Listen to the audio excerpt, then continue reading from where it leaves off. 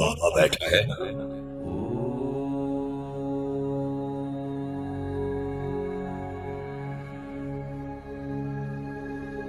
अब इस दुनिया से अपना मन हटाकर मुझ में लगाओ, फिर देखना तुम अपने अंदर अथाह शांति, अथाह शक्ति का अनुभव करोगे।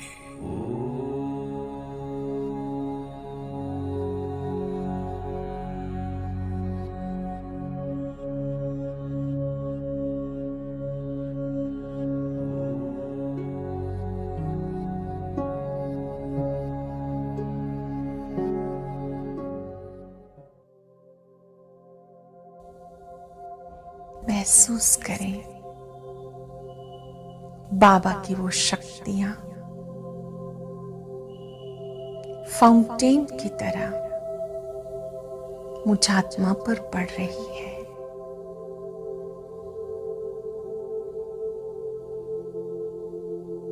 इन शक्तियों में आनंद ही आनंद है, परमानंद है।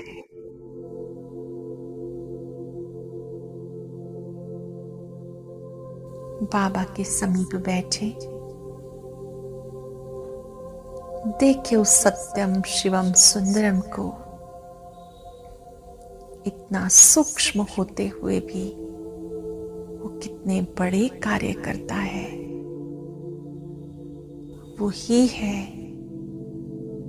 जो असंभव को संभव करता है। वही है जो मुश्किल को आसान करता है। वही है जो प्राणों में ताकत भरता है। दिल बार बार मेरा बाबा ये गीत गाता है।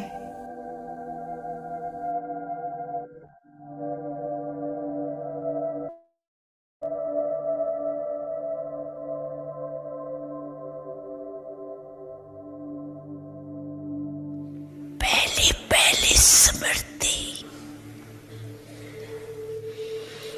याद है ना, जब बाप के बने तो बाप ने क्या स्मृति दिलाई।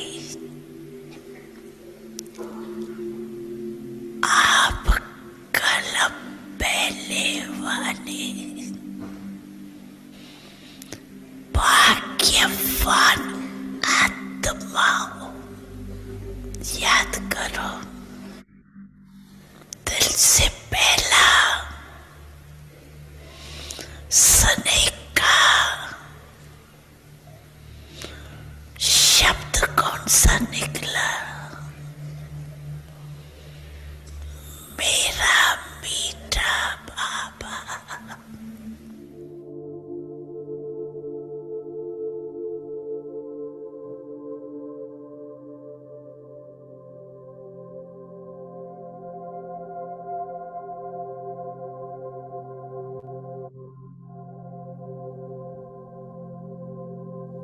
आपकी महिमा,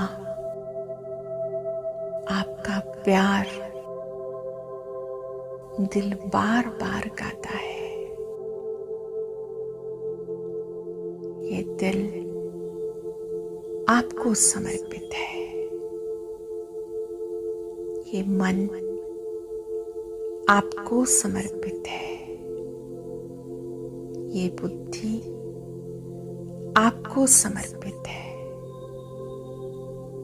आप मुझे जब चाहें, जहां चाहें, जिस सेवा में चाहें प्रयोग करें।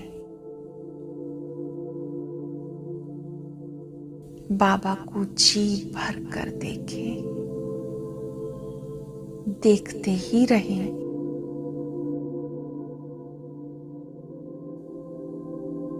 कितना मीठा है बाबा, कितना प्यारा है बाबा। ऐसा बाबा कोई और नहीं।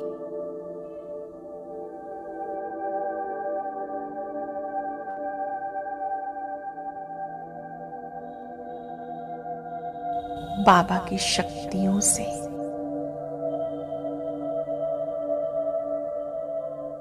मैं आत्मा भी शक्तिशाली बनती जा रही हूं। बाबा की ओर से ओम शांति। बाबा के सभी के पुरुषार्थी बच्चों को ओम शांति। ओम शांति। ओम शांति सभी को। बहुत सुंदर योग की श्रृंखला। ऐसे लगता है कि ये तो बंद ही ना हो, चलती रहे चलती रहे। बहुत प्यारा योग होता है। अगर दिल लग जाए ना योग के साथ तो बस फिर तो और क्या। फिर साथ साथ बाबा वरदान भी दे देते हैं। बाबा कह रहे हैं कि मास्टर ऑलमाइटी अथॉरिटी की सीट पर सेट रहने वाले सहज और सदा के कर्म योगी भव। मास्टर ऑलमाइटी अथॉरिटी, ये वाली सीट पर अगर हम सेट हो गए तो सदा के लिए क्या बन जाएंगे? कर्म योगी। बहुत सुंदर है। आगे डिटेल है। बाबा कह रहे हैं जैसे किसी मशीनरी को सेट किया जाता है तो एक बार सेट करने से वो ऑटोमेटिकली चलती रहती है। वाकई इसी रीति से मास्टर ऑलमाइटी अथॉरिटी की स्टेज पर स्वयं को एक बार सेट कर दो तो कभी कमजोरी के शब्द मन से मुंह से नहीं निकलेंगे। क्योंकि बाबा कहेगा सदा सदा तुम कमजोर नहीं हो, तुम तो शक्तिशाली हो। तो शक्तिशाली ही शब्द निकलेंगे, कमजोरी के शब्द कभी नहीं आएंगे। एक बारी अपने आप को ऑलमाइटी अथॉरिटी की स्टेज पर सेट कर लो। फिर बाबा कहते हैं हर संकल्प, शब्द व कर्म उसी सेटिंग प्रमाण ऑटोमेटिक चलते रहेंगे। यही सेटिंग सहज और सदा के लिए कर्म योगी निरंतर निर्विकल्प समाधि में रहने वाला सहज योगी बना देगी। ये सेटिंग जो होगी ना तो ऑटोमेटिक चलनी तो है। और फिर सहज और सदा के लिए कर्म योगी निरंतर निर्विकल्प, कोई विकल्प नहीं, समाधि में रहने वाला सहज योगी बना देगी और हम सहज योगी बन जाएंगे। बहुत सुंदर।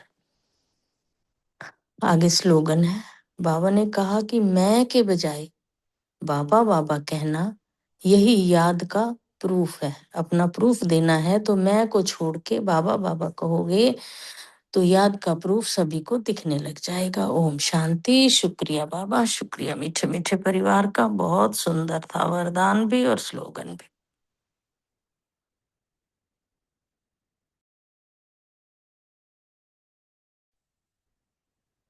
ओम शांति। बहुत ही सुंदर वरदान सुनाया बहन ने। आज की मुरली से स्वमान लिया, मैं महावीर आत्मा हूँ, विजयी आत्मा हूँ।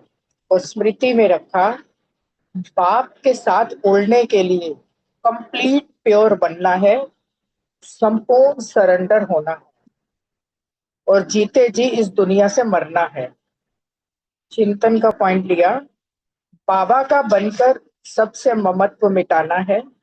सेवा का पॉइंट लिया, आप समान बनाने की सेवा करनी है। नशे का पॉइंट है, बाबा राज योग सिखाए राजाओं का राजा बनाते हैं। धारणा की पॉइंट ली, अब ज्ञानी तू आत्मा बनना है, सिर्फ ज्ञान सुनने सुनाने वाले नहीं। अशरीरी होकर अशरीरी बाप को याद करना है, बाप का बनकर दूसरी सभी बातों से ममत्व मिटा देना है। और चेकिंग का पॉइंट लिया कि कर्म करते हुए करण करावन हार की स्मृति रहती है। ओम शांति। शुक्रिया बाबा।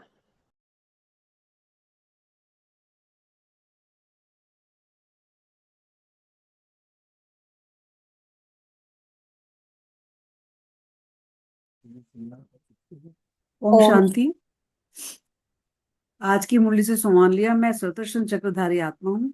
योगाभ्यास ऐसे श्री बन बाबा को याद करना है, उद्योग बाप से लगाना है। धारणा बाप का बनकर दूसरी सब बातों से मोहत मिटा देना है। यह देह भी मेरी नहीं है, पूरी देह ईमानी बन कंप्लीट सरेंडर होना है। सेवा बाबा का परिचय सबको बताना है। चिंतन मीठे बच्चे शिव बाबा के साथ उड़ने के लिए एक कंप्लीट प्योर बनो और संपूर्ण सरेंडर हो जाओ। अर्थात ये देह मेरी नहीं, बिल्कुल ऐश्वर्य बनना है। स्मृति भारतवासियों जैसा पवित्र सुखी कोई नहीं है। हो सकता है भारत सबसे बड़ा तीर्थ है, जहाँ पतित पावन बाप आकर सारे सृष्टि को पतितों को भी पवित्र बना देते हैं। चेकिंग की कि ऐश्वर्य होकर बाबा को कितना याद किया। ओम शांति। शुक्रिया बाबा। ओम ओम शांति। आज बाबा ने कहा कि बच्चे घड़ी घड़ी देह अभिमान में आ जाते हैं। देही अभिमानी तभी बन सकेंगे जब कंप्लीट सरेंडर होंगे। और आज बाबा ने कहा कि यही अभ्यास पक्का करो कि हम अशरीरी आत्मा हैं। फिर बाबा ने कहा कि चाहे मुझे ज्ञानी तो आत्मा बच्चे प्रिय हैं, लेकिन सिर्फ ज्ञान देने वाले प्रिय नहीं, पहले योग भी बाबा ने कहा कि पूरा चाहिए। और बाबा ने ये कहा कि दूसरों को भी आप समान बनाने की सेवा करनी है। दूसरों को आप समान बनाने की ताकत तुम बच्चों में होनी चाहिए। और बाबा ने कहा कि बाबा को ही याद करने से जो माया है वो फिर भागती जाएगी। बाबा ने कहा कि मैं की बजाय बाबा बाबा कहना यही याद का प्रूफ है। बाबा ने ये भी बताया कि बाबा का बनकर दूसरी बातों से ममत्व मिटा देना है। ओम शांति। शुक्रिया बाबा। ओम शांति। बहुत सुंदर। बाबा ने आज बोला है कि उड़ता पंछी बनना है तो अपने आप को कंप्लीट प्योर बना लेना है, पवित्रता को पूरी तरह से धारण कर अपने आप को संपूर्ण तरह से सरेंडर कर देना है। और फिर बाबा ने कहा कि अशरीरी बनना है। अशरीरी बनने का यही है कि अपने आप को देही अभिमानी समझना है। और साथ साथ बाबा ने कहा कि अगर ऊंची मंजिल पर पहुंचना है तो माया के जो तूफान आते हैं, माया के तूफानों से डरना नहीं है। संकल्प लेके दृढ़ता के साथ माया के तूफानों से अपने आप को बचाना है और ज्ञानी तो आत्मा बनना है। सिर्फ सुनने वाला ही नहीं बनना, हमें बाबा की जो शिक्षाएं हैं उनको दूसरों को भी सुनाना है और अशरीरी बनकर अशरीरी बाप को भी याद करना है। साथ में बाप का बनकर दूसरी सारी बातों से हमें ममत्व भी निकाल देना है ना, और देही अभिमानी बनना है। और इतना अच्छे से बात बाबा ने बोली कि मास्टर अलमाइटी की जो अथॉरिटी है कि सीट पर जो हम सेट रहते हैं ना, उसके लिए हमें क्या करना है, उसके लिए हमें हमेशा सहज रहना है और सदा ही कर्म योगी बनना है। साथ साथ बाबा ने कहा कि मैं की बजाय बाबा बाबा अगर कहोगे ना तो यही याद का प्रूफ है कि हम बाबा को याद करते हैं। और सदा हर्षित रहने के लिए बाबा कहते हैं कि सहनशील बनना बहुत जरूरी है, क्योंकि जो सहनशील होता है वही ड्रामा को अच्छे से जान पाता है। ड्रामा को ड्रामा समझकर अपने सारी परेशानियों में नहीं जाता है और उससे ऊंचा उठ जाता है। ओम शांति। शुक्रिया।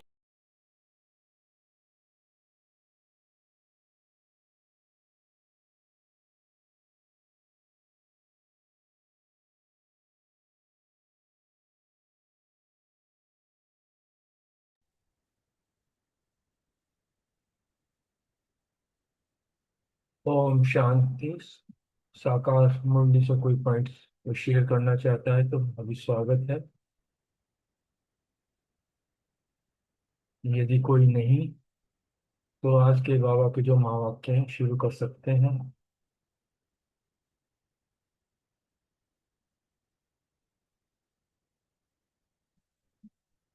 जो कोई नहीं। ओम शांति। आज बाबा के जो महावाक्य हैं अव्यक्त मुरली 3 अप्रैल 1991 के हैं। ये पार्ट 1 है। सर्व हदों से निकल बेहद के वैरागी बनो। आज बाबा हर बच्चे को जो है अपनी हदों से निकलकर बेहद का वैरागी बनने पर जो है हमें समझाने दे रहे हैं। नट शैल में थोड़ा सा पॉइंट्स लेते हैं आज के महावाक्यों से। आज बाबा जो है साकारी वतन में जो आत्माओं का जो सच्चा स्वीट होम हमारा मधुबन है उसकी महिमा कर रहे हैं कि जहाँ ज्ञान सागर ज्ञान नदियों का रूहानी मिलन लगता है, क्योंकि मधुबन धरने को ये विशेष वरदान प्राप्त है कि यहाँ साकार रूप के साथ साथ सहज याद द्वारा अव्यक्त मिलन की अनुभूति बेहद सहज हो जाती है। क्योंकि योग तपस्या का वायुमंडल में अभी भी इतना प्रभाव है कि वहां पर जो है योग के लिए मेहनत नहीं करनी पड़ती, बल्कि सहज ही याद द्वारा अव्यक्त मिलन की अनुभूति होती है। ये सबका अपना अपना अनुभव है जो मधुबन जाते हैं। फिर दूसरे नए बच्चों के लिए बाबा ने बताया कि नए बच्चों को ड्रामानुसार आगे बढ़ने के लिए शुरू से ही एक्स्ट्रा बल मिला है, ताकि वो बच्चे उलाहना ना दे सके कि हम तो पीछे आए हैं। इसलिए बाबा ने ऐसे नए बच्चों को 3 विशेष वरदान दिए। तपस्या वर्ष का वरदान, क्योंकि 91 जो है तपस्या वर्ष डिक्लेयर किया हुआ था। दूसरे मधुबन धरनी का वरदान, भाग्यशाली आत्माएं होती हैं जो मधुबन धरनी तक पहुंचती हैं। तीसरा अपने पुरुषार्थ का वरदान, क्योंकि अभी अंतिम बिगुल नहीं बजा है, इसलिए उनके पास उड़ने और औरों को उड़ाने का भी अभी गोल्डन चांस है। बाबा ने संपूर्ण ज्ञान का भी बताया है कि संपूर्ण ज्ञान का जो सार है, आदि मध्य अंत का ज्ञान, सिर्फ एक ही शब्द, बाबा, मेरा बाबा, इसी शब्द में समाया हुआ है। जैसे बीज के अंदर सारा झाड़ समाया होता है, वैसे ही इस एक शब्द में पूरा ज्ञान समाया हुआ है। जब बाबा सदा के लिए हमारा है, तो उसे याद करना भी सहज होना चाहिए, मुश्किल नहीं। क्योंकि जिससे स्नेह होता है उसे याद करने में मेहनत नहीं होती। जो अपना है, अपने के लिए कभी कोई याद नहीं करना पड़ता, सहज ही होता है। अब हमारे लौकिक संबंध जो अपने अपने हैं, जिसे हम अपना कहते हैं, मेरे हैं, तो उनके लिए तो याद नहीं करते। माता पिता हो गए, भाई बहन हो गए, पति पत्नी आपस में हो गए, तो उन्हें तो हम कभी याद नहीं करने के लिए मेहनत नहीं, सहज ही याद हो जाते हैं। इसलिए जब हमने दिल से कहा मेरा बाबा, बाबा मेरा, मैं बाबा का, तो हमें उसके लिए बाबा को याद करने के लिए मेहनत क्यों करनी है, सहज ही याद होनी चाहिए। ईश्वरीय खजानों के लिए बाबा ने बताया कि हमारे जैसे श्वास का खजाना, संकल्प का खजाना, समय का खजाना, गुणों का खजाना, शक्ति का खजाना, ज्ञान का खजाना, ये जो ईश्वरीय खजाने जो हमें बाबा द्वारा मिल रहे हैं, मिलते हैं, उनको जमा करने की विधि जो है, दुनिया के जो धन से अगर कंपेयर करें बिल्कुल ही अलग है। बहुत सुंदर इसका बाबा ने एग्जाम्पल दिया कि दुनिया का जो धन होता है लॉकर में रखने से जमा रहता है, लेकिन वो जो है बढ़ता नहीं है, लॉकर में पड़ा है एज इट इज ही रहता है। लेकिन जो ईश्वरीय खजानों खजाने हैं जो हमारे, ये जितना अधिक हम स्वयं या दूसरों के प्रति शुभ वृत्ति से इसे यूज करते हैं, यूज में लाते हैं, यह खाता उतना ही बढ़ता जाता है, और बढ़ता ही नहीं, जमा भी होता जाता है। और जिसके पास खजाने जमा हो गए हैं, आत्मिक खजाने जिसको हम कहते हैं, तो उसकी सच्ची निशानी बताए कि वे समय पर स्वयं के और दूसरों में काम आए। क्योंकि कोई ऐसा नहीं है कि अगर खजाने आपके पास और समय पर उसकी जरूरत पड़े और वो शक्तियां हैं, जैसे अगर शक्तियों को समय पर यूज करें, ना यूज हो, फिर तो इसका मतलब जमा ही नहीं है। अगर समय पर आप किसी शक्ति का आह्वान करते हैं और वो शक्ति हाजिर होते जी हजूर करती है, तो इसका मतलब वो खजाने हमारे जमा हुए हैं। अदरवाइज हम ये कहेंगे अगर अंतिम समय पर नहीं आए, तो अंतिम समय पर जो है सिद्धि की बजाय हमें धोखा ही मिल सकता है। इसलिए तपस्या वर्ष में हमें चेक नहीं करना कि हमने कितना वर्ष गंवाया, बल्कि मुख्य रूप से हमें ये चेक करना है कि सारे खजानों को हमने सफल कितना किया है। अंडरलाइन करने वाली बात है ये। केवल इतना ही नहीं सोचना कि हमने कितना सफल किया, हमने अपने खजानों को कितना जमा किया, कितना सफल किया। क्योंकि जब हम सफल करते हैं खातों अपने खजाने को, तो जो व्यर्थ का खाता है वो स्वतः ही अपने आप परिवर्तित होकर सफल हो जाता है। उसके बाद बाबा ने एक प्रभु देन के लिए बताया कि मेरा मानना जो होता है, कि जो मेरा मेरा कहते हैं, ये है तो प्रभु देन, लेकिन अगर जब हम उसको मेरा कहते हैं तो ये महापाप हो जाता है। क्योंकि हमारे अंदर जो बुद्धि, गुण, ये जो शक्तियां हैं, ये सब किसकी हैं? बाबा की देन है, प्रभु प्रसाद है। जब कोई आत्मा ये कहती है कि मेरा गुण है, मेरी बुद्धि बहुत अच्छी है, मेरा उपयोग ही नहीं किया जा रहा है, मेरी समझ बहुत अच्छी है, मेरी सलाह बहुत अच्छी है, तो जैसे ही मेरा कहा तो हमारी जो बुद्धि है ये मैली हो जाती है, जैसे मेरा कहा। क्योंकि ईश्वर की दी हुई शक्तियों को हम अपना मानते हैं, और ईश्वर की शक्तियों को अपना मानना है, ये अभिमान है। और ये अभिमान, दूसरा एक तो अभिमान तो है ही है, साथ साथ ये ईश्वर का अपमान करना भी है। इसलिए ब्राह्मण बनते हैं तो ब्राह्मण बनते हैं हम बच्चे, सबसे पहला बाबा का, हर आत्मा का क्या वादा होता है? तन मन धन बुद्धि सब तेरा, कहते हैं ना ऐसे। तो इसीलिए बाबा ने इस चीज को बहुत क्लियर किया यहाँ। इसलिए कभी भी किसी भी सेंटर के प्रति ये भावना नहीं होनी चाहिए कि ये मेरा सेंटर है, इसे मैंने बनाया, इसको अपने बहुत मेहनत से मैंने इसको बनाया है, इसलिए इस पर मेरा अधिकार है। जब सब कुछ बाबा को अर्पण कर दिया तो मेरापन रखना क्या है? अज्ञानता है, मूर्खता ही है ना। तो इसलिए जब आत्मा बुद्धि से बाबा को भूल जाती है तो वह माया या पाप के वश हो जाती है। जब आत्मा बुद्धि से बाबा को भूल जाती है तब इसका मतलब माया या पाप के वश हो जाती है। और परवश होने के कारण वो जोश में आकर जो भी कुछ गलत बोलती है या करती है उसे वह स्वयं भी नहीं समझ पाती, क्योंकि उसे राइट और रॉन्ग करने की समझ जो है खत्म हो जाती है। वो अपनी गलत बात को भी राइट सिद्ध करने की जिद करता है, जिससे उसकी बुद्धि काम करना बंद कर देती है। और अंत में बाबा ने बहुत अच्छी चीजें बताई है। बाबा ने क्वेश्चन की है, जितना भी थोड़ा बहुत पुराना है, जो मेरे मेरे की जो माया आती है, मेरा विचार, मेरा तरीका, मेरी बुद्धि, मेरी सलाह आदि आदि, बहुत लंबी लिस्ट है ये। बाबा कहते हैं जब बुद्धि ही तुम्हारी नहीं तो मेरा विचार, ये जो कहते हो मेरा विचार, मेरा तरीका, मेरी बुद्धि, ये मेरा कहाँ से आया? इसलिए सदा ज्ञान के होश में रहना है, पाप के जोश में नहीं आना है। मैंपन में आना, मेरेपन में आना, अर्थात पाप में आना, पाप के जोश में आना। इसलिए मेरे मेरे के भान से बचकर रहना है। और अंत में जो सबसे अच्छी चीज जो बाबा ने बताई, बाप कहा और पाप गया। इसलिए सदा ट्रस्टी बनकर हर खजाने को बाबा के कार्य में सफल करते चलो, क्योंकि बाप कहा तो पाप गया, और बाप नहीं कहा तो क्या? पाप ही पाप होता है। और पाप के वश होकर जो कर्म करते हैं क्योंकि बुद्धि काम नहीं करती है। इसलिए बाप को साथ रखना, बाप को बीच में रखना, न पाप होगा न कोई गलत कार्य होगा। इसलिए बाबा ने बहुत सुंदर, बाबा ने ये जो है महावाक्य कहे हैं। अब हम बाबा के महावाक्य को डिटेल में हम लेते हैं। ओम शांति। सर्व हदों से निकल बेहद के वैरागी बनो।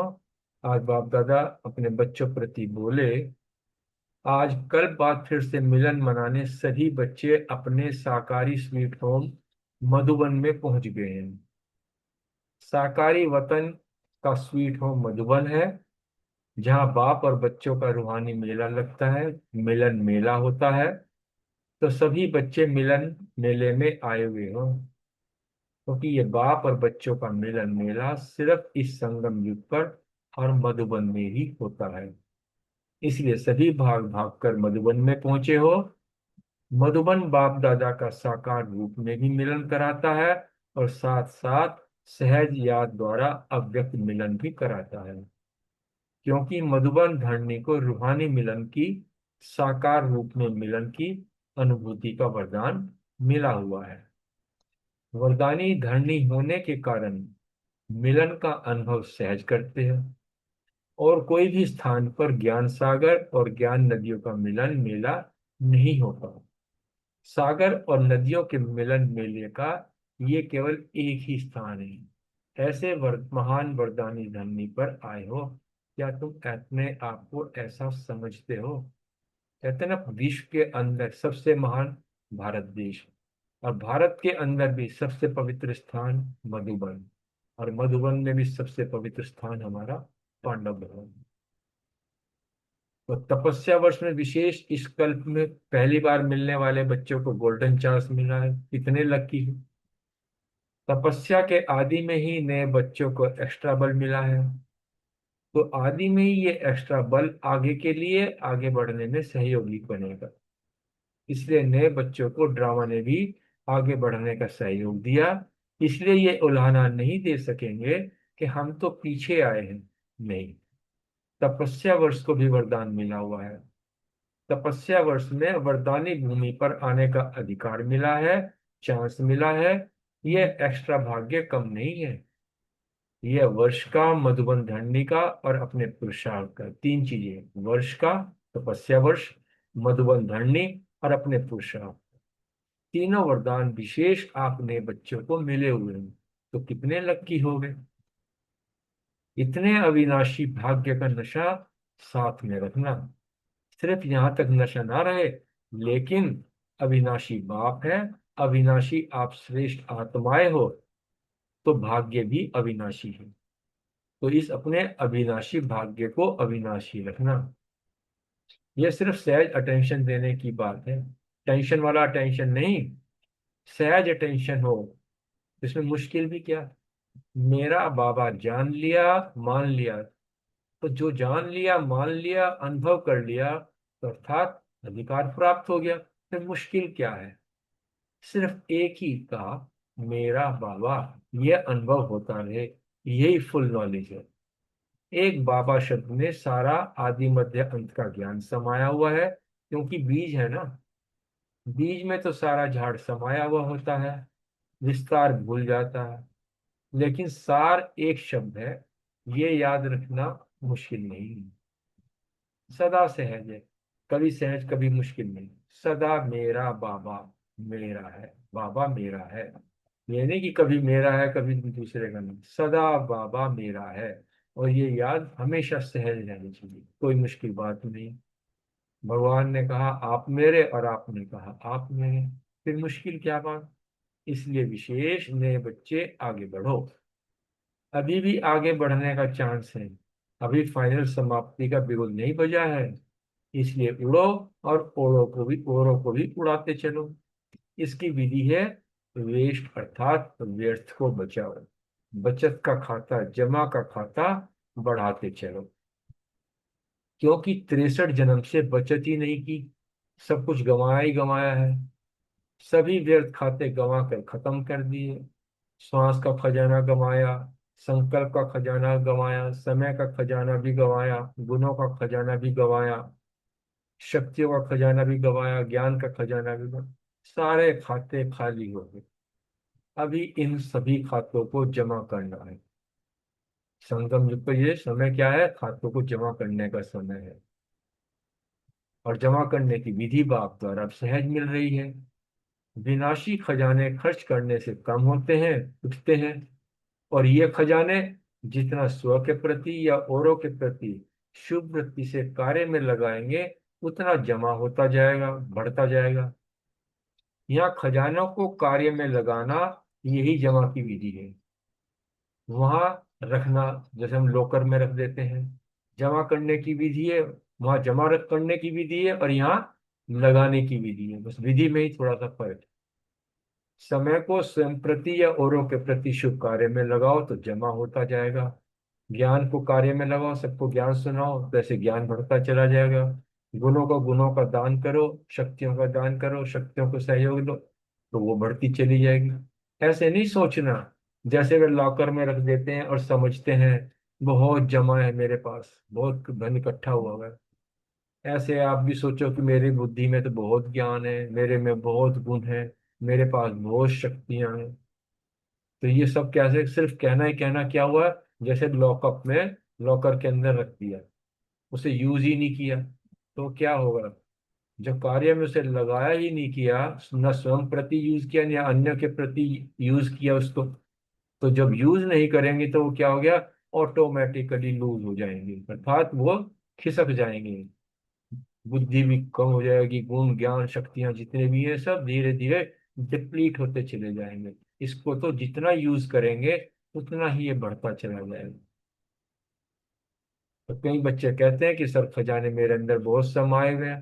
तो समाये हुए की निशानी बाबा ने बताई, उसकी निशानी है कि स्वप्रति औरों के प्रति काम पर आए। अगर काम में आए ही नहीं और कहे बहुत जमा है, बहुत जमा है, तो इसको हम यथार्थ जमा नहीं कहेंगे। क्योंकि अगर यथार्थ विधि नहीं होगी तो समय पर संपूर्णता की सिद्धि नहीं मिलेगी, धोखा मिल जाएगा। तो गुणों को शक्तियों को कार्य में लगाओ तो बढ़ते जाएंगे। तो बचत की विधि, जमा करने की विधि को अपनाओ, फिर व्यर्थ का खाता स्वतः ही परिवर्तन हो सफल हो जाएगा। जैसे भक्ति मार्ग में एक नियम है कि कहते हैं ना कि जितना भी आपके पास स्थूल धन है उसके लिए कहते हैं दान करो, सफल करो तो बढ़ता जाएगा। खास तौर पर जैसे सिखों में भी कहते हैं 10वां हिस्सा निकालो तो सफल करो उस पैसे को। कई अलग अलग मान्यताएं हैं। तो जो दान देने की या जो प्रथा है वो यही से तो आई है कि जो भी कुछ है उसमें थोड़ा सा दान दे दो तो उसे सफल करना कहते हैं। तो इसीलिए बाबा ने कहा कि सफल करने के लिए कितना उमंग उत्साह बढ़ाते हैं तो भक्ति के अंदर। तो ये तो तपस्या वर्ष है। तपस्या वर्ष में ये नहीं चेक करो कि व्यर्थ कितना गवाया, वो तो गवाया कितना वो तो अलग बात है। लेकिन अब ये चेक करो कि मैंने ये जो खजाना है कितना सफल किया। ये जो हम कहते हैं ना कि मेरा गुण मेरी शक्ति, ये जो है मेरा मेरा जो हम कहते हैं ये स्वप्न में भी गलती नहीं करना। हमेशा याद रखें कि ये बाप की देन है, प्रभु की देन है। परमात्म देन को मेरा मानना सबसे बड़ा ये महापाप है। कई बार बच्चे साधारण भाषा में सोचते भी हैं, बोलते भी हैं कि मेरे इस गुण को यूज ही नहीं किया जाता, मेरे में ये शक्ति है, मेरी बुद्धि बहुत अच्छी है, इसे यूज ही नहीं किया जाता। ये मेरी कहाँ से आई? मेरी कहा उस मानो मैं ली हो। भक्ति में भी ये शिक्षा 63 जन्मों से देते रहे हैं कि मेरा नहीं मानो, तेरा तेरा करो, मैं नहीं तेरा तेरा तेरा ही करो। लेकिन फिर भी माना नहीं इस बात को, हमेशा मेरा मेरा ही कहते रहे। कभी आज तक ये नहीं कहा कि तेरा। ज्ञान मार्ग में तो कहना पड़ेगा ना, तेरा और मेरा समझा दिया बाबा ने कि मेरा क्या है और तेरा क्या है। यहाँ तो है चीज परमात्मा की, प्रभु की, उसे मेरा मेरा कह दिया तो समझे ठगी है। और यहाँ जो है ये ठगी नहीं चलती। क्योंकि ये जैसे ही प्रभु प्रसाद को अपना माना, मेरा कहा, तो ये अभिमान है और बाबा का परमात्मा का ये अपमान करना है। बाबा बाबा शब्द कभी मत भूलो। बाबा ने शक्ति दी, बाबा ने बुद्धि दी, ये कार्य बाबा का है, बाबा का सेंटर है, बाबा की ही सब चीजें हैं। जब भी कभी ऐसा भाव आए तो ये भाव रखो, ऐसा कभी ना समझो कि मेरा सेंटर है, हमने बनाया, इस पे मेरा अधिकार है, हमारा अधिकार है। ये हमारा, आप जो मेरे की गठरी संभाल कर रखी है इस गठरी पे छोड़ दो। कई बच्चे ऐसा नशा दिखाते हैं कि हमने सेंटर का मकान बनाया तो हमारा ही अधिकार है। लेकिन एक सेकंड थॉट दो, ये बनाया किसका सेंटर है? अगर बाबा का सेंटर मुख से निकलता है तो फिर ये तुम्हारा कहाँ से हो गया? तो जब बाबा को अर्पण कर दिया फिर ये आपका कहाँ से है, मेरा कहाँ से है? जब बुद्धि बदलते हैं तो कहते हैं मेरा है। मेरे मेरे नहीं है, मैला कर दिया और फिर मैला होते चले गए। जब ब्राह्मण बने, ब्राह्मण जीवन में बाप का पहला पहला वादा कौन सा? जो नए हैं उन्होंने वादा किया या पुरानों ने भी किया है?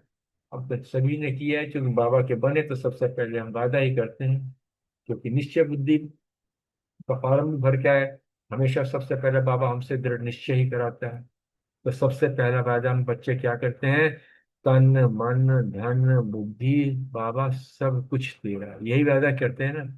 बाबा ने कहा जो ऐसा वादा करते हो हाथ उठाओ। ऐसा तो नहीं कि आई वेल के लिए ये कुछ रख लेते हैं, मुख से कह देते हैं कि बाबा सब कुछ तेरा है, लेकिन आई वेल के लिए कुछ किनारा तो रखना ही पड़ेगा ना। बाबा ने पूछा कि जिन्होंने आई वेल के लिए कुछ किनारे पर रखा है, अच्छा वो हाथ उठाओ।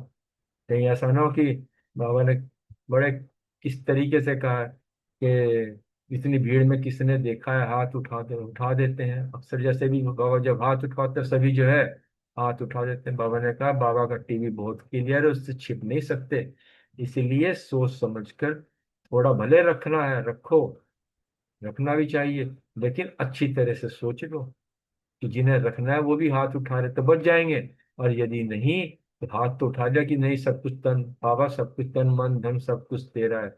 उस वक्त फिर ये ना सोचना कि थोड़ा सा हम अपने लिए रख लें। तो बाबा ने कहा कि कभी भी मेरापन नहीं हो। बाप कहा और पाप गया। बाप नहीं कहते हैं तो पाप हो जाता है, पाप वश के हो जाते हैं, फिर बुद्धि काम नहीं करती। कितना भी समझाओ कहेंगे नहीं, ये तो राइट है, ये तो होना ही है, ये तो करना ही है। तो फिर बाप को भी रहम पड़ता है। क्योंकि उस समय जब ये जिद से, अपनी जिद से सिद्ध करने की कोशिश करते हैं, तो इसका मतलब है कि पाप के वश हो जाते हैं। उस वक्त जब पाप के वश हो जाते हैं, अर्थात बाप भूल जाता है। जब बाप भूल जाता है तो पाप आ जाता है। तो पाप वश के होने के कारण जो बोलते हैं, जो करते हैं, वो स्वयं भी नहीं समझते कि हम क्या कह रहे हैं, क्या कर रहे हैं, क्योंकि परवश होते हैं, माया के परवश होते हैं। इसलिए बाबा ने कहा सदा ज्ञान के होश में रहो, पाप के जोश में नहीं आओ। बीच बीच में ये माया की लहर आती है, आप इन नए बातों से बच करके रहना। बाबा बच्चों को समझा नहीं दे रहे हैं, नए बच्चों को। अब नए नहीं, हम भी नए भी हैं, हम पुराने भी हैं, क्योंकि बाबा का ज्ञान तो अर्स परस है, जब भी सुनोगे नया ही लगेगा। तो इसलिए हमारे लिए है कि माया की इन बातों से बच के रहना, मेरा मेरा में नहीं जाना। क्योंकि मेरे मेरे की माया बहुत आती है, मेरा विचार, मेरी बुद्धि नहीं। मेरा विचार कहाँ से आया? ये सब प्रभु देन है, प्रभु का है, बाबा का है। तो बस यही है जमा करने की विधि, इसे ही कार्य में लगाना है और सफल कर। बहुत सुंदर बाबा के महावाक्य। थैंक यू, शुक्रिया बाबा, शुक्रिया परिवार का। अब हम बाबा के जो महावाक्य हैं, इनसे जो सबने मनन चिंतन किया, उसको हम सुनेंगे प्रश्नोत्तर के रूप में।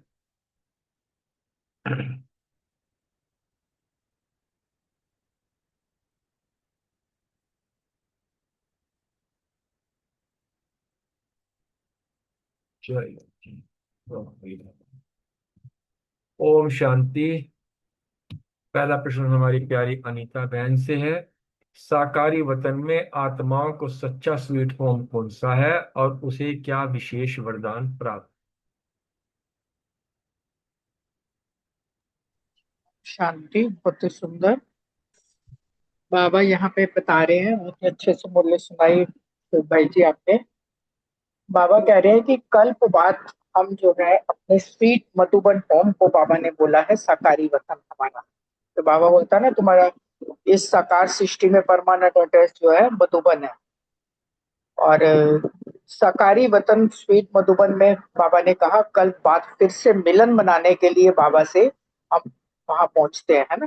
बाबा कह रहे हैं जहां पर बाप और बच्चों का रूहानी मेला लगता है, मिलन मेला होता है, तो बाबा कह रहे हैं सभी बच्चे मिलन मेले में आए हैं ना। ये बाप और बच्चों का मेला है जो संगम युग पर कल्प में एक ही बार लगता है। इसीलिए सभी जो है ना मधुबन के नाम पर ही कैसे चेहरा खिल जाता है कि मधुबन जाना है, मधुबन जाना है ना। जब तक टिकट बुक होती है, 3 महीने बाद भी होती है, तो भी 3 महीने पहले से ये रट लग जाती है, फलानी डेट को हमने मधुबन जाना है। तो कितना अट्रैक्शन है, क्योंकि भगवान की भूमि है ना। तो बाबा ने कहा कि मधुबन बाप दादा का साकार रूप में भी मिलन कराता है, और अव्यक्त मिलन भी हमारा जो है मधुबन में ही होता है बाबा के साथ, है ना, जब बाबा आते हैं। तो बाबा कह रहे हैं ये जो धरनी है रूहानी मिलन की भी है, साकार रूप में मिलन की भी है, और अनुभूति का वरदान भी इस भूमि को मिला हुआ है। क्योंकि जिस भूमि पर स्वयं परमात्मा अनेकों बार आया है, तो उस धरती पर हम जब जाते हैं तो हमें कितनी अच्छी अनुभूति होती है। तो ये भगवान खुद बता रहा है कि उस भूमि को वरदान मिला हुआ है, इसीलिए वहां आके सब जो है इतनी अच्छी अनुभूतियां करते हैं। क्योंकि ज्ञान सागर शिव बाबा से हम सब ज्ञान नदियों का वहां पे मिलन मेला होता है। तो यह एक ही स्थान है जो इसको भी महान वरदानी धरनी भूमि बाबा ने कहा है। ओम शांति, शुक्रिया बाबा। बहुत सुंदर, शुक्रिया अनीता बहन। अगला प्रश्न हमारी बलविंदर बहन से। इस विशेष तपस्या वर्ष में नए बच्चों को कौन सा गोल्डन चांस और ये 3 वरदान मिले हैं? ओम शांति। थैंक यू अशोक भाई, थैंक यू सभी का। बाबा ने 1991 को तपस्या वर्ष के रूप में बाबा ने डिक्लेयर किया, तो बच्चों को जो है वो गोल्डन चांस मिला ना। कि बाबा कह रहे हैं कितने लकी बच्चे हो कि बाबा जो है वो बच्चों को एक्स्ट्रा बल भी दे रहे हैं, आगे बढ़ने में सहयोगी भी बना रहे हैं। क्योंकि ड्रामा में भी बाबा ने बोला कि बच्चों को आगे बढ़ने में सहयोग दिया ना, कि बच्चे जो देर से आए कभी ये ना सोचें कि हम उलाना ना दे कि हम तो पीछे आए हैं, हमें तो समय नहीं मिला। बाबा ने तपस्या वर्ष को भी वरदान, बाबा ने बोला इस वर्ष को तपस्या वर्ष को वरदान मिला है कि वरदानी भूमि पे आने का अधिकार मिला, चांस मिला। ये भी तो भाग्य कम नहीं है ना कि हम मधुबन पहुंच गए और बाबा ने हमें वरदानी भूमि में बुला के तपस्या करने का मौका दिया। यह वर्ष का बाबा ने कहा मधुबन धरनी का और पुरुषार्थ का तीनों वरदान बाबा ने बच्चों को दिए। बाबा ने कहा विशेष जो नए बच्चे आए हैं, बाबा ने कहा वो कितने लकी हैं, इतना विनाशी भाग्य भी बाबा ने बोला सदा याद रखना कि नशा जहां तक ना रहे कि बस मधुबन आए तो नशा चढ़ा, क्योंकि अविनाशी बाप मिला है। और बाबा ने बोला आप अविनाशी श्रेष्ठ आत्माएं भी हो, तो भाग्य भी हमें बाबा ने अविनाशी दिया है ना, तो हमें इसी तरफ अटेंशन देना है। बाबा ने बोला टेंशन वाला अटेंशन ही देना, सहज अटेंशन देना है कि बस बाबा को जान लिया मान लिया है ना। तो जो जो बाबा को जान लेते हैं मान लेते हैं अनुभव कर लेते हैं तो उनको अधिकार प्राप्त हो जाता है ना, तो इसमें मुश्किल क्या है। दिल से कहा मेरा बाबा, तो बाबा ने बोला कि आपको अधिकार सर्व प्राप्त हो गए, ये बाबा ने वरदान दिया है। ओम शांति। शुक्रिया बलविंदर बहन। अब थर्ड क्वेश्चन प्रीति बहन के लिए। बाप दादा के अनुसार संपूर्ण ज्ञान का सार और आदि मध्य अंत का रहस्य किस एक शब्द में समाया हुआ है? थैंक यू अशोक भाई जी, बहुत सुंदर आपने मुरली एक्सप्लेन की। मुरली भी बहुत सुंदर है। सब कुछ तो एक बाबा ही है हमारे लिए, तो सारा कुछ बाबा में ही समाया है, क्योंकि बीज झाड़ बीज है ना बाबा हमारा, तो आदि मध्य अंत सबका ज्ञान बाबा में ही समाया हुआ है। बीज में ही झाड़ समाया होता है, तो सब कुछ उससे बीज से ही बनता है ना, झाड़ का पेड़ का पूरा। तो बाबा ने यही बताया कि एक बाबा शब्द सार है और उसको याद रखना मुश्किल नहीं है। उसको सदा सहज हम याद रख सकते हैं कि सदा मेरा बाबा है, मेरा बाबा की याद भी सदा सहज रहे, हमारे लिए कोई मुश्किल नहीं है। और हमने कहा मेरा बाबा, बाबा ने कहा मेरे बच्चे, तो इसलिए सिर्फ और सिर्फ एक बाबा शब्द है जिसको हम बाबा बाबा करते हुए कितनी मुश्किलों से आगे निकल जाते हैं। एक बाबा शब्द को ही याद रखना है, बाकी कुछ भी नहीं। ओम शांति। Thank you. Thank you Preeti बहन। अगला क्वेश्चन सीमा बहन और रजनी बहन से है। 63 जन्म से गंवाए हुए ऊंचे खजानों को फिर से जमा करने की अनूठी ईश्वरीय विधि क्या है? ओम शांति। थैंक यू अशोक भाई जी। तो जो बाबा ने कहा कि जो 63 जन्मों से गवाए हुए खजाने हैं उनको फिर से जो जमा करने की ईश्वर विधि बाबा ने यही बताई है कि जो अविनाशी खजाने बाबा द्वारा हमें प्राप्त हुए हैं, ज्ञान का खजाना, गुणों का, शक्तियों का, समय, श्वास, ये जो सभी अविनाशी खजाने हैं, इनको जब हम स्व के प्रति और दूसरों के प्रति कार्य में लगाते हैं ना, तो ये खजाने बढ़ते हैं। केवल बढ़ते ही नहीं है, ये और जमा भी होते हैं। और यही संगम युग का समय ही है ये खजाने जमा करने का। बाबा ने कहा कि विनाशी खजाने जो खर्च करने से वो तो कम होते हैं, लेकिन ये जो बाबा द्वारा हमें अविनाशी खजाने प्राप्त हुए हैं, अगर हम उनको दूसरों के प्रति और स्व के प्रति खर्च करते हैं तो ये खजाने जो है वो हमारे जमा होते हैं। यही हम विनाशी खजाने जमा करने की विधि बाबा ने बताई। ओम शांति। शुक्रिया बाबा।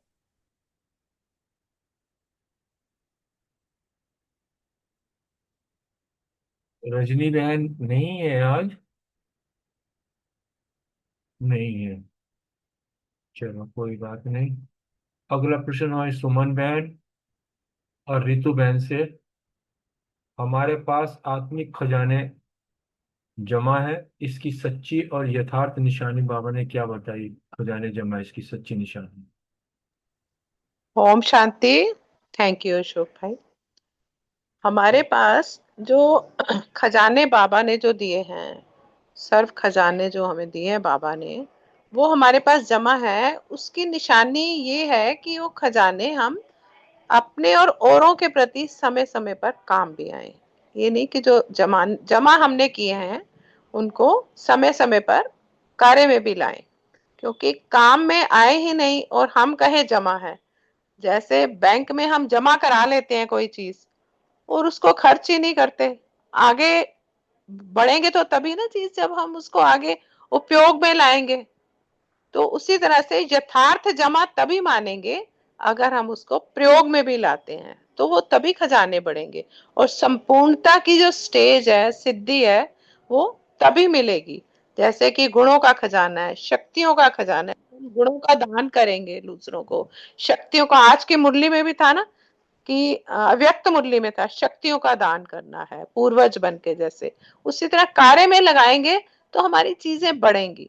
तो बचत की विधि, जमा करने की विधि, असली विधि, यथार्थ विधि जो है वो यही है कि हमें उनको कार्य में लगाना है, अपनी गुणों को, शक्तियों को, जो इतनी बाबा ने हमें प्राप्तियां दी हैं, उनको आगे बढ़ेंगी तभी जब हम उनको कार्य में भी लगाएं। भक्ति में भी बाबा ने कहा कि ये नियम है कि जितना भी धन होता है ना, कहते हैं दान करेंगे सफल होगा, तो उसी तरह से हमें क्या करना है, तपस्या वर्ष है तो हमें ये चेक करना है कि हमने कोई व्यर्थ तो नहीं गंवाया, कि कितना सफल किया है, ये चेक करना है।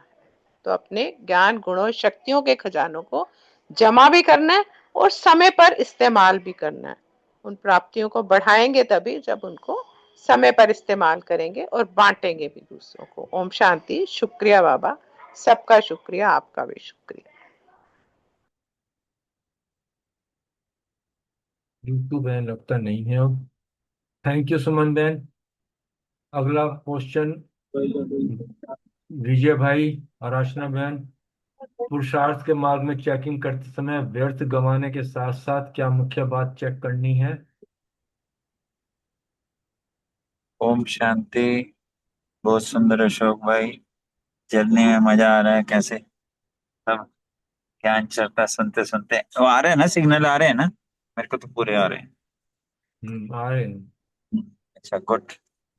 बाबा जैसे हमें पीछे ध्यान खिंचवा रहे थे, कभी आपको व्यर्थ नहीं करना, व्यर्थ नहीं करना। बाबा इससे अगली स्टेप भी आ गया। देखो कितना मूल्यों का एक दूसरे से लिंक होता है, मतलब गॉड्स प्लान में। अब बाबा ने कहा ठीक है, व्यर्थ नहीं गंवाया, अपना टाइम टेबल सेट किया, टेंशन रखा, और जमा क्या किया।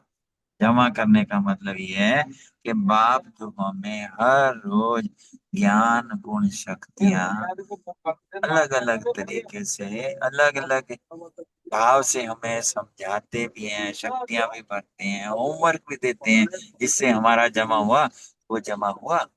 ऐसे ही चाहे ज्ञान के खजाने हैं, ज्ञान को संप्रति यूज किया, अन्य को यूज करके दिखाया, अन्य को राह दिखाई, अन्य को जो आज जो एक दो दिन पहले वरदान था ना, कितनी तड़पती हुई प्यासी आत्माएं हैं, उनकी प्यास बुझाई, उनकी रहम आया, सुना। तो आई मीन जैसे आज भी बहुत अच्छे ढंग से जो भाई साहब ने बताया ना, कि पूर्वज अर्थात वो एहसास करके कि हमारी कितनी बड़ी जिम्मेवारी है, जो हमारे पास जमा है, चाहे अनुभव के रूप में या कुछ भी है, हम उसको देते जाएं, देते जाएं।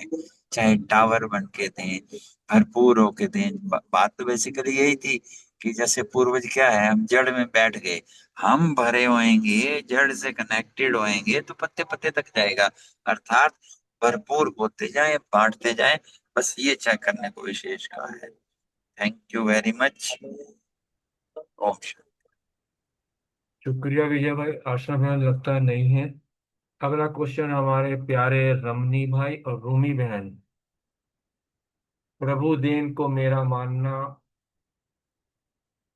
बाप दादा ने महापाप क्यों कहा है?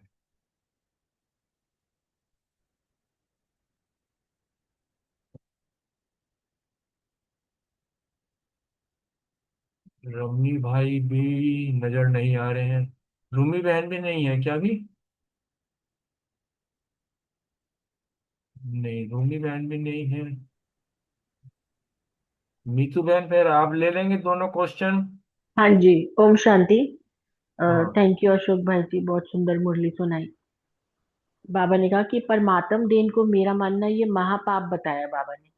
क्योंकि कई बार बच्चे साधारण लैंग्वेज में बोल देते हैं, सोचते हैं और बोलते भी हैं कि मेरे इस गुण को यूज नहीं किया जाता, मुझे सही से समझा नहीं जाता, मुझे अंडरस्टैंड नहीं करते हैं। नहीं तो मेरे में तो इतनी शक्ति है, ज्ञान का खजाना भी मेरे में बहुत है, मेरी बड़ी प्लानिंग बुद्धि है सेवा में, और लेकिन मुझे यूज नहीं किया जाता, मुझे समझा नहीं जाता। तो ये मेरा मेरा बाबा ने कहा आया कहाँ से?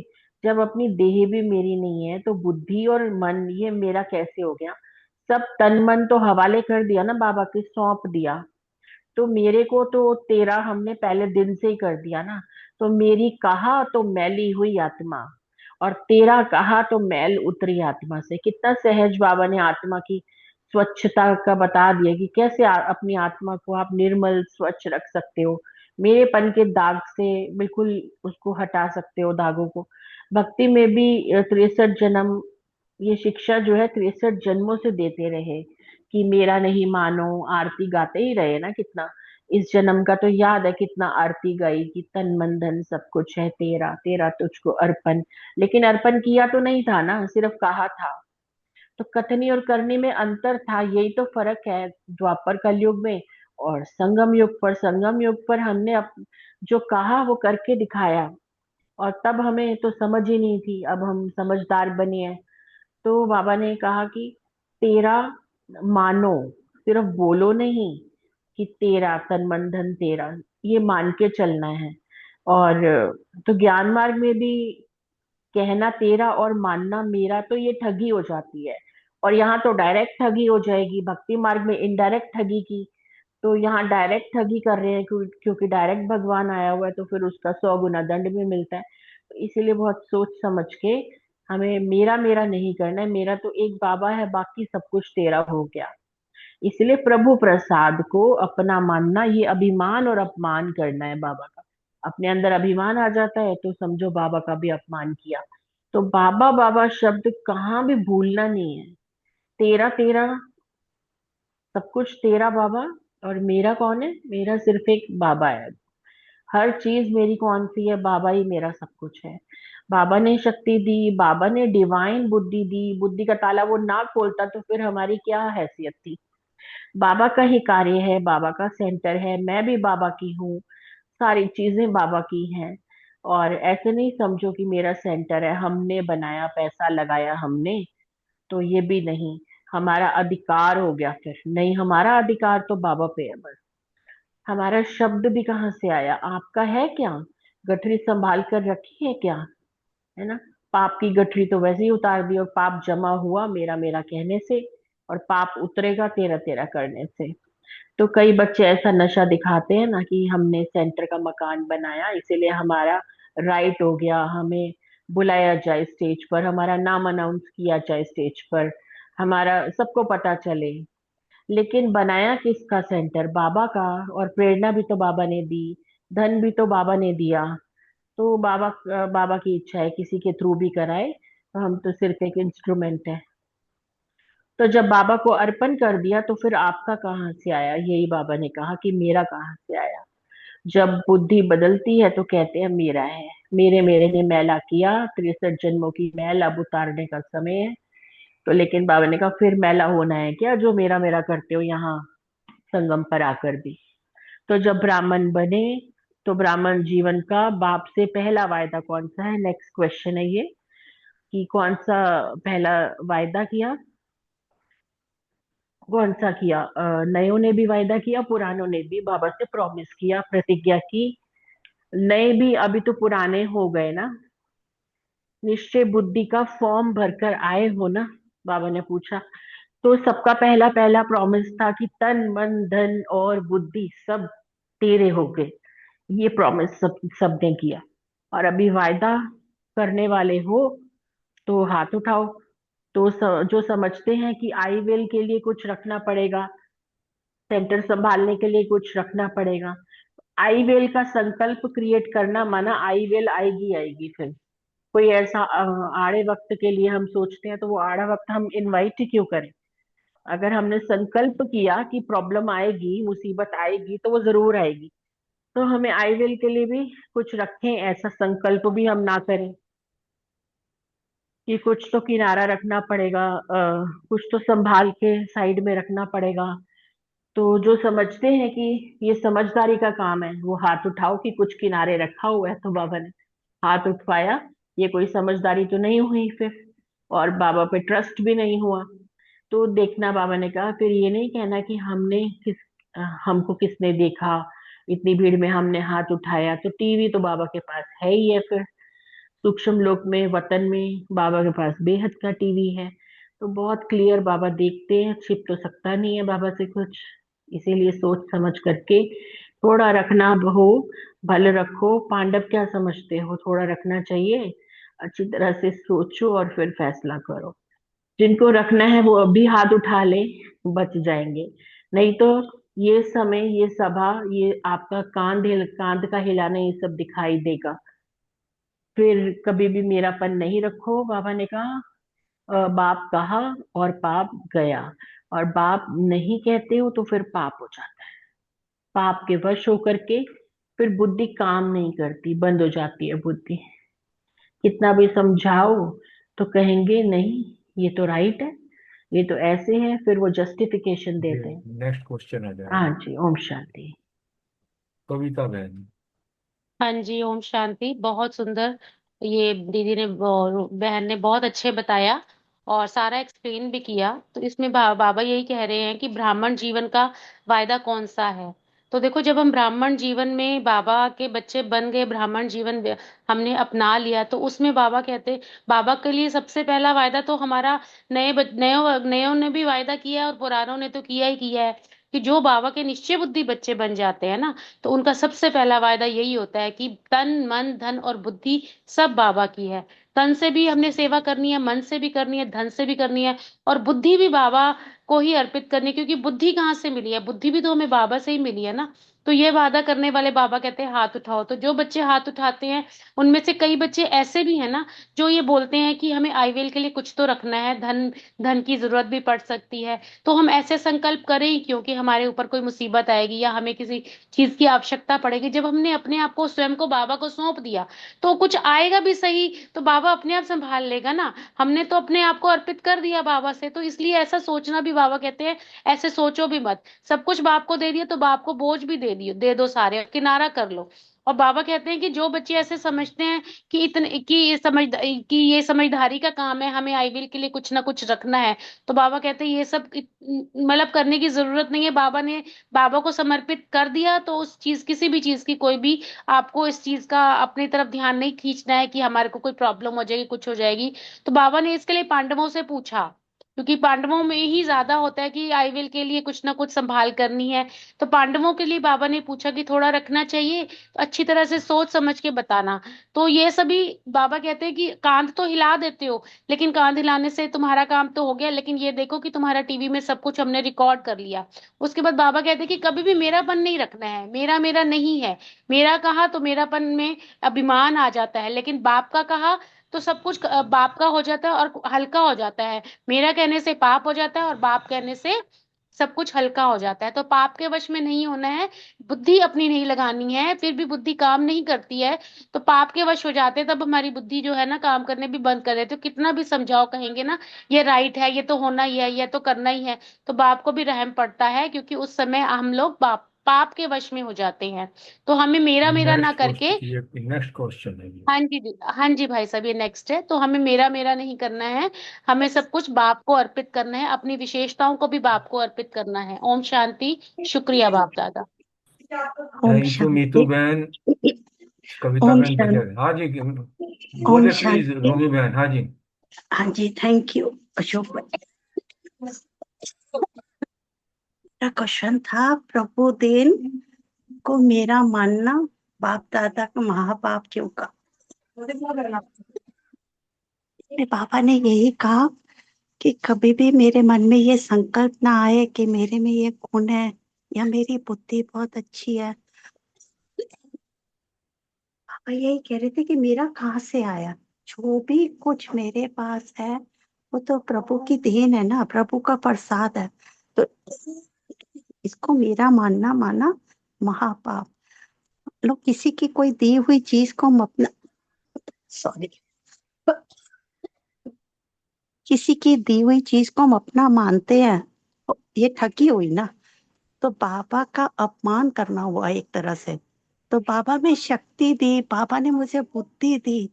जब सब कुछ बाबा ने दिया है, बाबा को मैंने अर्पण कर दिया, तो फिर वो मेरा कहाँ से आया? आज की साकार मुरली में भी था ना, बाबा ने कहा ये देह भी तुम्हारी नहीं है, यह देह भी बाबा की अमानत है, तो इसकी भी हमें संभाल बहुत अच्छे से करनी है। तो मेरा कहाँ से आया?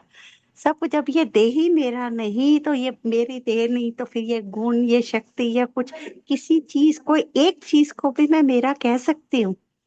सोचे तो किसी चीज को भी हम अपना नहीं कह सकते।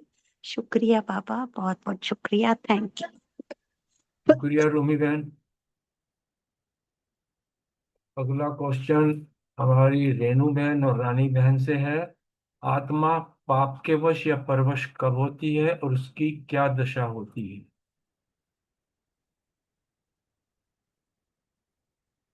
ओम शांति जी सभी को। मैं थोड़ा संडे की अर्ली मॉर्निंग चली गई थी चंडीगढ़। वहां मेरे देवर की लड़की का ने शरीर छोड़ दिया था, तो मुझे जरूर जाना पड़ा और आज सुबह ही आई हूँ। ओम शांति जी। बाप, अगर हम कभी भी अपने बाबा को भूलेंगे तो हम जो मर्जी करते रहेंगे, पाप ही हो जाएगा। वो कभी कुछ कर रहे हैं, कभी कुछ कर रहे हैं। बुद्धि काम नहीं करेगी, वाणी काम नहीं करेगी, जितने भी हमारी कर्म इंद्रियां हैं कोई काम नहीं करेंगी अगर हम बाबा को भूल गए। हम ये भूल गए कि वो सर्वशक्तिमान ने हमारा हाथ पकड़ा है और हमें क्या से क्या बना दिया। तो हमें ये हमेशा याद रखना है और उसकी श्रीमत पे ही हमने चलना है। जैसे जैसे वो हमें समझाते हैं उसी तरीके से हम अपना जीवन, अगर ब्राह्मण जीवन व्यतीत करते हैं, तो हम बहुत राइट रहेंगे और सब कुछ अच्छा अच्छा होगा। नहीं तो पाप के बस हो जाएंगे, फिर बुद्धि काम ही नहीं करती। फिर भी बेचारे बाप को ना हम पे रहम करना पड़ता है कि अब ये समझ नहीं पा रहे हैं कि राइट क्या है, रॉन्ग क्या है। करना कुछ चाहते हैं, हो कुछ रहे हैं, और वही बताते भी हैं, ये तो राइट है, ये तो होना ही था, ऐसा तो कर लिया, हो गया ना, ऐसे करके। तो इसलिए बाप को थोड़ा रहम पड़ता है। उस समय बाबा कहते हैं कि इस समय ये पाप के बस हैं, बाप को भूल गए हैं और पाप आ जाता है। जैसे ही बाबा को भूले और पाप ने हमें, व्यर्थ ने, पाप ने, सब ने पकड़ा, और पाप के बस होने के कारण जो बोलते हैं, जो करते हैं, वह हम स्वयं भी नहीं समझते कि हम क्या कर रहे हैं और हमसे क्या क्या होता जा रहा है, क्योंकि हम परवश होते हैं। तो इसलिए हमें हमेशा बाबा को याद रखना है, बाप की श्रीमत पे चलना है और हमेशा हर काम बाबा के कहे अनुसार करना है। ओम शांति जी। शुक्रिया बाबा का, शुक्रिया आप सभी का। शुक्रिया रानी बहन। हाँ जी, ओम शांति जी। हाँ रेणु बहन। हाँ जी। बाबा ने कहा कि आत्मा पाप के वश तब होती है जब बुद्धि काम नहीं करती है। तो फिर जितना भी समझाओ, कहेंगे नहीं ये तो राइट है, ये तो होना ही है, ये तो करना ही है।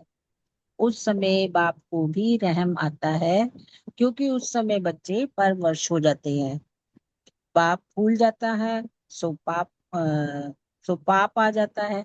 और पाप के वश होने के कारण जो बोलते हैं, जो करते हैं, वो स्वयं भी नहीं समझते कि हम क्या कर रहे हैं, क्योंकि परवश होते हैं। तो बाबा कहते हैं सदा ज्ञान के होश में रहो, पाप के जोश में नहीं आओ। सदा बाबा को याद रखो। Thank you. ओम शांति। बहुत सुंदर, थैंक यू रेणु बहन। अगला क्वेश्चन हमारी प्यारी प्यारी सुरेश बहन। बाप दादा ने पुराने और नए बच्चों को मुख्य रूप से माया की लहर से बचने के लिए क्या क्वेश्चन दिया, क्या चेतावनी दी है? ओम शांति। बहुत सुंदर क्वेश्चन, भी बहुत अच्छा है मेरा। तो बाबा ने कहा है कि जब माया की लहर आती है तो उस टाइम होश में रहना है। जी, होश में, जोश में आकर होश खो दिया तो फिर माया की लहर तो आएगी आएगी। इसलिए बाबा कहते हैं कि जो नए इन बातों से बच के रहेंगे तो मेरा मेरा में भी नहीं जाना पड़ेगा उनको। जो नए बच्चे होते हैं, बाबा उनके लिए स्पेशल कह रहे हैं कि अगर मेरा मेरा में नहीं जाओगे तो इन बातों से बचे रहोगे, माया दूर रह जाएगी। तो फिर बाबा ने कहा थोड़े जब पुराने हो जाते हैं ना, फिर मेरे मेरे में माया और ज्यादा आती है। शुरू से भी आती है, बाद में भी आती है। वाकई बात सही तो है। जब भी थोड़ा सा बाबा इधर उधर हो जाते हैं या हम भूल जाते हैं बाबा को, तो माया ही तो वार करती है सबसे पहले। तो बाबा ये कहते हैं कि फिर बाबा ये कह रहे हैं कि बच्चे फिर उस टाइम ये कहने लग जाते हैं कि मेरा विचार, मेरी बुद्धि ही नहीं है, मेरा तो विचार आया कहाँ से, मेरे को तो, मैंने सोचा भी नहीं था। वो पता नहीं चलता, माया जो आ जाती है, आगे पर्दा आ जाता है ना। तो बाबा कहते हैं ऐसे समझना है तुम्हें भी, जमा करने की विधि क्या है।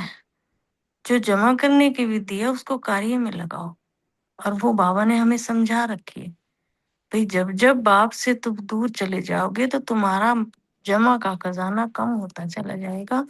इसलिए उसको कार्य में लगाना है और माया की लहर से दूर रहना है। मेरा मेरा में नहीं जाना।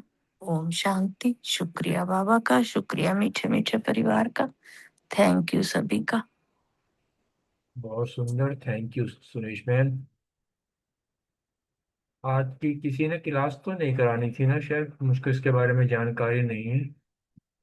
नहीं जी, ओम शांति। चलो फिर। आज ना शुक्र। एक विशेष सूचना है। बोलिए।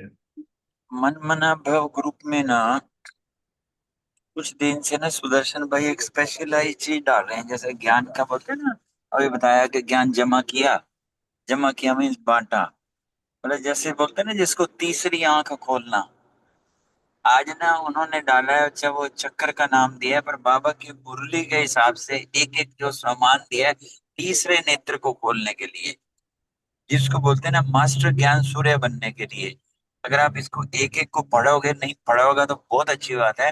जिसने नहीं भी पढ़ा होगा, मैं थोड़ा सा इसको वो करता हूँ। मैंने कितने स्पेशलाइज करके चीजें जो निकाली हैं इसमें। लो 2-3 मिनट का टाइम लो इसमें। हाँ हाँ बोलिए। हाँ, जो सबसे पहला इसमें सामान लिया है कि मैं त्रिनेत्री आत्मा हूँ। मेरा ज्ञान का तीसरा नेत्र सदा खुला हुआ है। समान नीचे मुरली का रेफरेंस तक दिया हुआ है। उसके बाद समान है, मैं त्रिकालदर्शी हूँ और आदि मध्य अंत को जानने वाली आत्मा हूँ। कई बार समान का अभ्यास करते हैं ना, स्पेशलाइज करने में अपनी तीसरी आंख को खोलने के लिए ये। और जो तीसरा इसमें ये समान दिया, मैं मास्टर नॉलेजफुल हूँ। चक्र और सृष्टि चक्र का ज्ञान मेरी बुद्धि में है। कई बार ना चीजें बहुत होती हैं, निकल जाती हैं, मैं इसलिए ध्यान खिंचवाया थोड़ा सा। और थर्ड समान ये है कि हाँ, नौ आ गया। चौथा इन्होंने ये दिया इसमें कि मैं दिव्य बुद्धि आत्मा हूँ, परमात्मा की टचिंग कैच करने वाली हूँ। सारे ना एक इस स्पेशलाइज हैं ज्ञान सूर्य के हिसाब से ही है। और पांचवा दिया कि मैं ड्रामा का ज्ञाता हूँ और हर सीन को कल्याणकारी समझने वाली आत्मा हूँ। और सिक्स दिया है, मैं लाइट हाउस माइट हाउस हूँ। मैं अपने मस्तक मणि को सबको लाइट देने वाली हूँ। इनको हम लिख के भी अभ्यास कर सकते हैं, जैसे जिसकी इच्छा हो। अगर कभी इसमें ध्यान देना हो स्पेसिफिक। मैं एकाग्र बुद्धि हूँ। मेरा सदा एक बाप की याद में स्थित रहने वाली आत्मा हूँ। और एट्थ दिया है, मैं रूहानी गुलाब हूँ और रूह को देखने वाली रूहानी दृष्टि वाली आत्मा हूँ। और नाइन्थ दिया है, मैं मास्टर रचता हूँ। मैं शुद्ध संकल्प से नई सृष्टि की रचना करने वाली हूँ। मैं बिंदु रूप आत्मा हूँ और देह मान से परे बिंदु स्थिति में स्थित करने वाली आत्मा हूँ। और लास्ट जो दिया ना, इसमें 11 समान दिए हैं कि मैं स्वदर्शन चक्रधारी हूँ। 84 जन्मों के चक्र को जानने वाली आत्मा हूँ। इससे जो ना बेसिकली हमारा जो है ना तीसरी आंख खुलती है, ज्ञान सूर्य प्रकट होता है, एक लाइट होती है। इसमें बार बार स्पेसिफिक अभ्यास कर सकते हैं। मैं बिंदु आत्मा हूँ। इस तरीके से एक स्पेशल जो चक्रों के हिसाब से हुए थे उसमें भी लिंक है। प्लस महावाक्यों में आप ये लगाओगे तीसरी आंख खोलने के लिए, मास्टर ज्ञान सूर्य बनने के लिए। Thank you very much. जो चाहे तो इसका अधिक प्रयास करके लाभ बहुत ले सुंदर, सकते। बहुत थैंक सुंदर। यू। थैंक यू बाबा। सभी परिवार का बहुत दिल से बहुत बहुत आभार। बाबा का गीत सुनते हैं।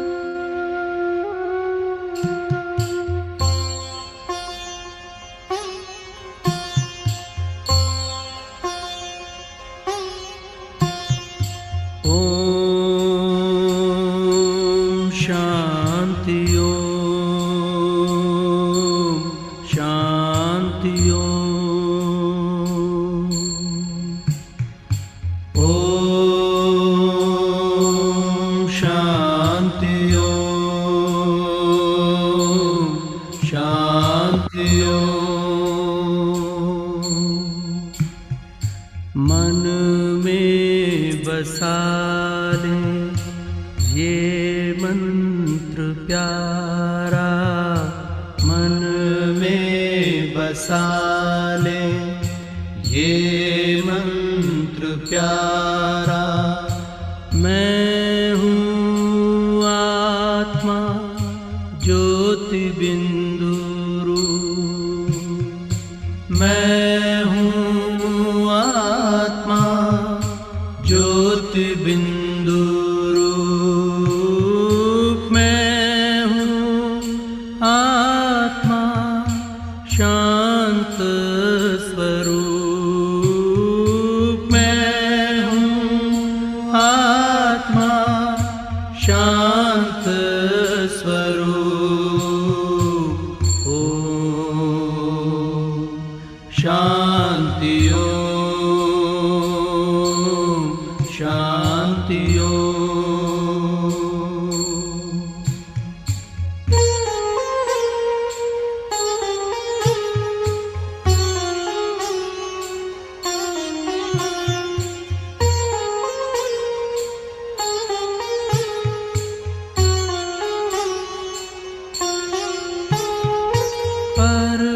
परमात्मा शिव ने दिया है ये मंत्र, जीवन में धारण कर ले हम।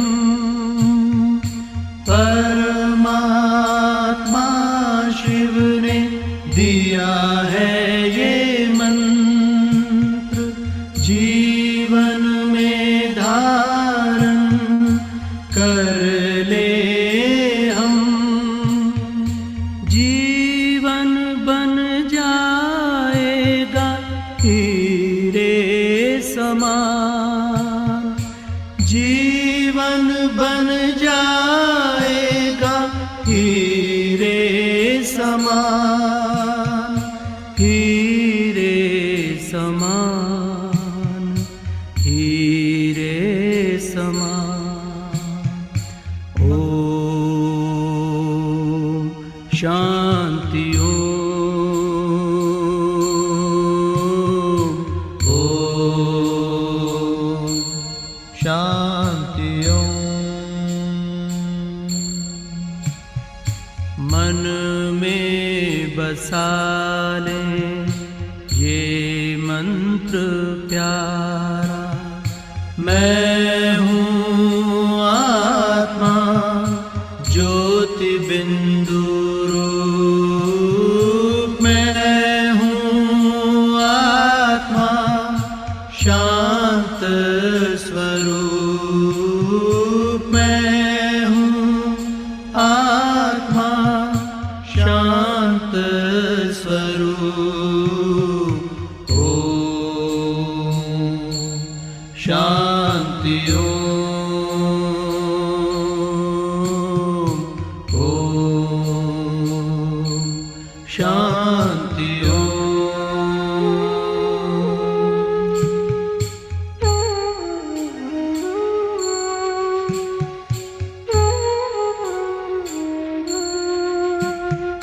इस मंत्र से दुनिया को हम जगाए, कष्ट सभी के दूर हम भगाए। इस मंत्र से दुनिया को हम जगाए, कष्ट सभी के दूर हम भगाए। श्रीमत से दुनिया को स्वर्ग हम बनाए, श्रीमत से दुनिया को स्वर्ग हम बनाए, स्वर्ग हम बनाए।